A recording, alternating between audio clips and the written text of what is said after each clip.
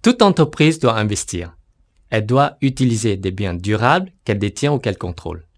Il s'agira pour une agence de photographie, par exemple d'un local commercial, d'appareils photo, de logiciels de retouche photo, d'ordinateurs et éventuellement d'une moto.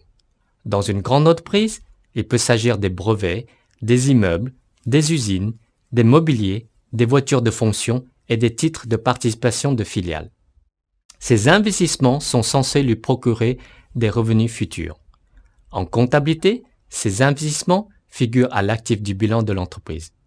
Ils portent le nom d'actifs non courants ou d'immobilisation. En effet, nous rappelons qu'un actif est une ressource contrôlée du fait d'événements passés dont on attend des avantages économiques futurs. Le caractère non courant de l'actif est principalement lié à sa durée d'utilisation qui excède 12 mois. Il existe 3 catégories d'actifs non courants. Les actifs incorporels ou immobilisation incorporelle sont des actifs immatériels sans substance physique. Il s'agit par exemple du droit d'exploiter un local commercial ou fonds commercial, des brevets, des licences et des logiciels. Les actifs corporels ou immobilisation corporelle sont des biens matériels, physiques comme des terrains, des bâtiments, des véhicules et du mobilier. Enfin, les actifs financiers ou immobilisation financière sont des valeurs mobilières comme par exemple des titres de participation ou des prêts.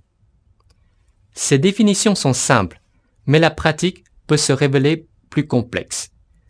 Vous allez à votre tour chercher à identifier les actifs non courants parmi les éléments affichés à l'écran. Vous disposez de 10 secondes.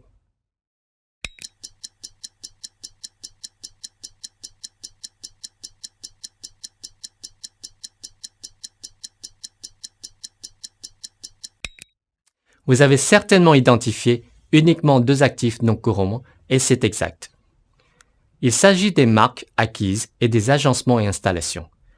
Tous les autres éléments sont des actifs courants à l'exception des frais de maintenance qui sont des charges.